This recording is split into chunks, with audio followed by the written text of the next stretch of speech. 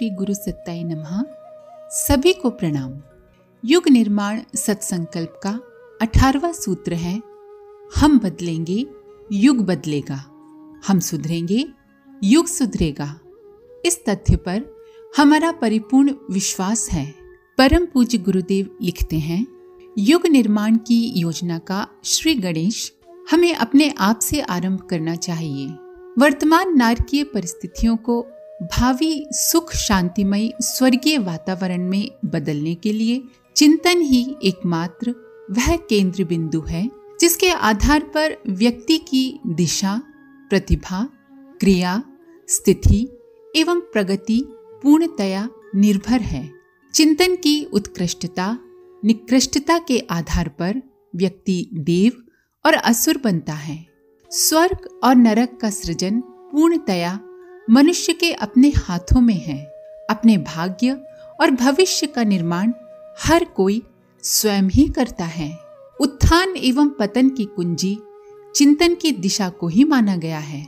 हमें अपनी परिस्थितियां यदि उत्कृष्ट स्तर की अभीष्ट हों, यदि हम चाहते हो कि हमारे जीवन की परिस्थितियां श्रेष्ठ बने, तो इसके लिए एक अनिवार्य शर्त ये है कि अपने चिंतन की धारा निकृष्टता की दिशा में प्रवाहित होने से रोककर उसे उत्कृष्टता की ओर, श्रेष्ठता की ओर मोड़ दिया जाए।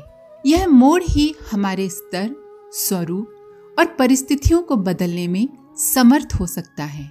चिंतन निकृष्ट स्तर का हो और हम महानता वर्ण कर सकें, ये संभव ही नहीं है। संकीर्ण और स्वार्थी लोग अनीति से कुछ ज्यादा पैसे भले ही इकट्ठा कर लें, पर उन विभूतियों से सर्वथा वंचित ही बने रहेंगे जो व्यक्तित्व को प्रखर और परिस्थितियों को सुख शांति से भरी संतोषजनक बना सकती है। समाज व्यक्तियों के समूहों का नाम है। व्यक्ति जैसे होंगे समाज वैसा ही बनेगा। लोग जैसे होंगे वैसा ही समाज बनेगा और वैसा ही राष्ट्र बनेगा। दीन दुर्बल स्तर की जनता कभी भी समर्थ और स्वस्थ राष्ट्र का निर्माण नहीं कर सकती। धर्म, शासन, व्यवसाय, उद्योग, चिकित्सा, शिक्षा, शिल्प, कला आदि सभी क्षेत्रों का नेतृत्व जनता के बीच से उठकर आए हुए लोग ही करते हैं। जनमानस का स्तर गिरा हुआ हो तो ऊंचे, अच्छे, समर्थ और सजीव व्यक्तित्व नेतृत्व के लिए कहां से आएंगे? व्यक्ति और समाज की समग्र प्रगति के लिए चिंतन की स्वस्थ दिशा एवं उत्कृष्ट दृष्टिकोण का होना अनिवार्य एवं आवश्यक है। इसकी पूर्ति चाहे आज की जाए, चाहे आज से 1000 वर्ष बाद। प्रगति का प्रभाव उसी दिन उदय होगा जिस दिन यह भली भांति अनुभव कर लिया जाएगा कि दुर्दशा से छुटकारा पाने के लिए दुर्बुद्धि का परित्याग आवश्यक है। आज की स्थिति में सबसे बड़ा शौर्य, साहस, पराक्रम और पुरुषार्थ ये है कि हम पूरा मनोबल इकट्ठा करके अपनी और अपने से संबंधित व्यक्तियों की विचार शैली में ऐसा प्रखर परिवर्तन लाएं जिसमें विवेक की प्रतिष्ठापना हो और अविवेकपूर्ण दुर्भावनाओं एवं दुष्प्रवृत्तियों को पैरों तले कुचलकर रख दिया जाए। मूढ़ता और दुष्टता के प्रति व्यामोह ने हमें असहाय और कायर बना दिया है। जिसे अनुचित अवांछनीय समझते हैं उसे बदलने सुधारने का साहस कर ही नहीं पाते। न तो सत्य को अपनाने का साहस है और न ही असत्य को त्यागने का। बस हम कुड़कुड़ाते भर जरूर हैं कि हम अनुपयुक्त विचारना एवं परिस्थितियों से ग्रस्त हैं, पर जब सुधार और बदलाव का प्रश्न आता है तो हमारे पैर थर थर कांपने लगते हैं, जी कांपने लगता है। कायरता तो जैसे हम सब की नस नस में रम कर बैठ गई है।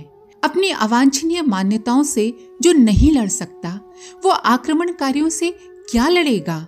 जो अपनी विचारना को नहीं सुधार सकता वो परिस्थितियों को क्या सुधारेगा? युग परिवर्तन का शुभारंभ अपनी मनोभूमि के परिवर्तन के साथ आरंभ करना होगा। हम लोग नव निर्माण के संदेशवाहक एवं अग्रदूत हैं। परिवर्तन की प्रक्रिया में हमें अपनी चिंतन दिशा अविवेक से अलग कर विवेक के आधार पर विनिर्मित करनी चाहिए। जो असत्य है, अवांछनीय है, अनुपयोगी है, उसे छोड़ने का हम साहस दिखाएं। लोग क्या कहेंगे, दुनिया क्या बोलेगी, रिश्तेदार क्या सोचेंगे, इसकी परवाह न करें। अब बहादुरी का मुकुट उनके सिर बांधा जाएगा जो अपनी दुर्बलताओं से लड़ सकें और अवांछनीयता को स्वीकार करने से इनकार कर सकें। नव निर्माण के अग्रदूतों की साहसिकता इसी स्तर की होनी चाहिए।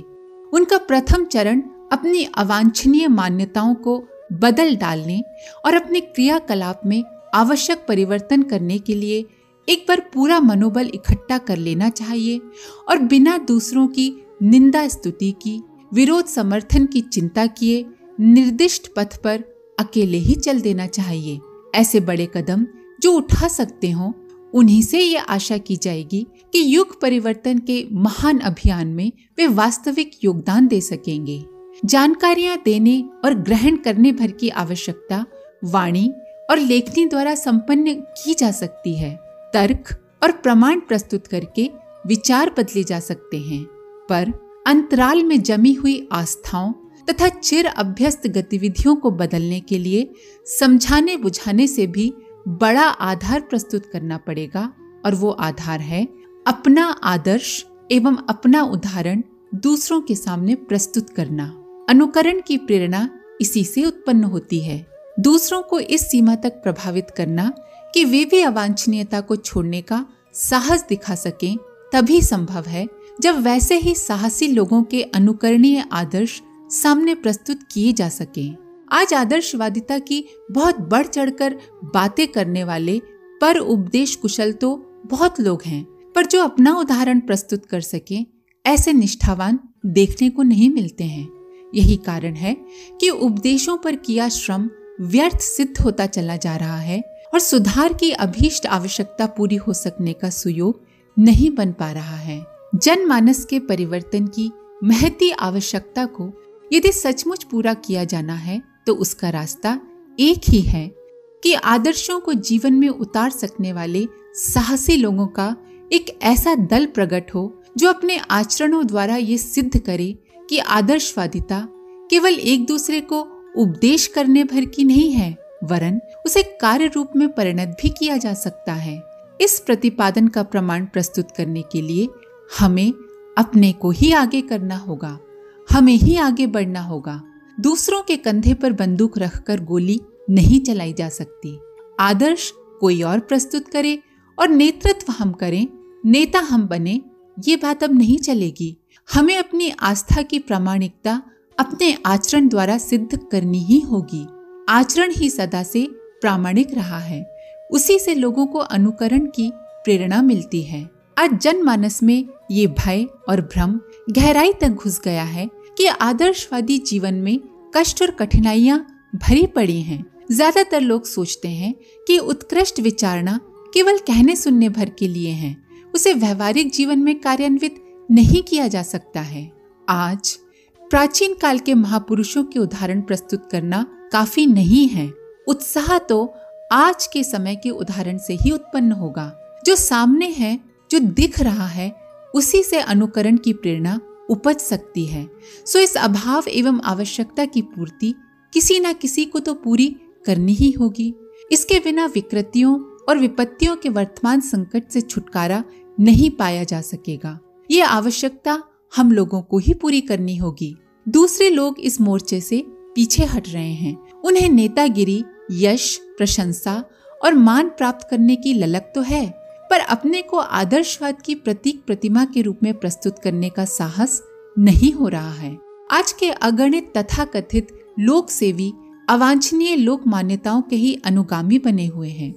धार्मिक क्षेत्र के अधिकांश नेता, संत महंत जनता की रूढ़ियों, मूर्ताओं और अंध परंपराओं का पोषण उनकी अवांछनीयता को समझते हुए भी करते रहते हैं और कर रहे हैं।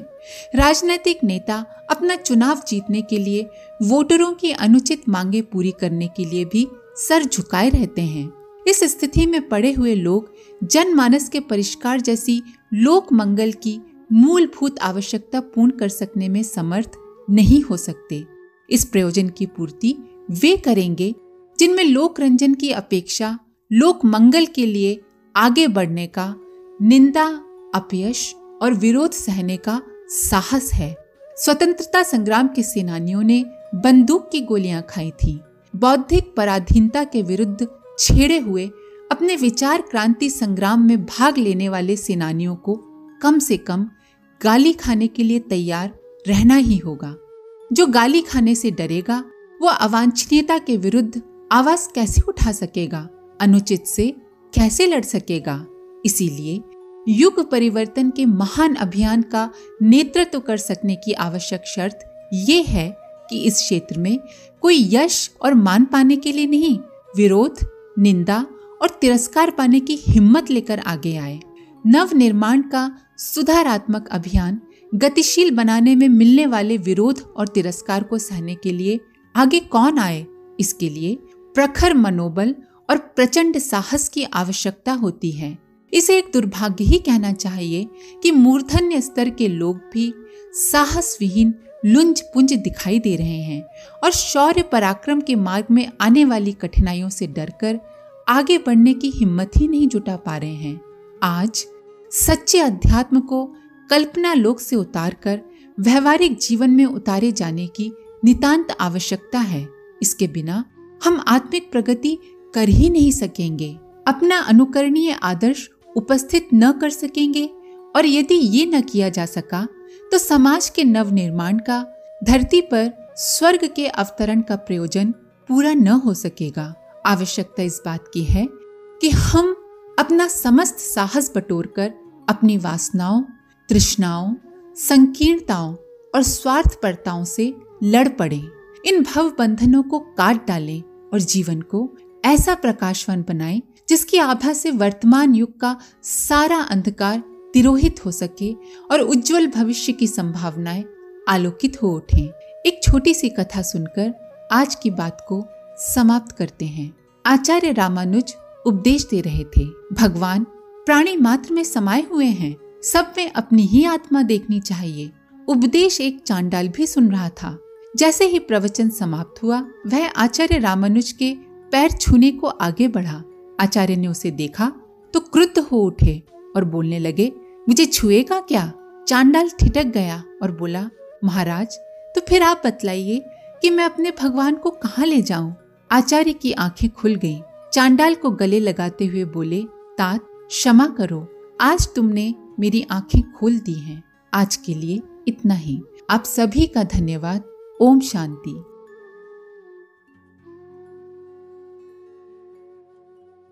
हमारे YouTube चैनल को सब्सक्राइब करें और बेल आइकन को दबाकर ऑल पर क्लिक करें ताकि आने वाले सभी वीडियोस की नोटिफिकेशन आपको मिलती रहे।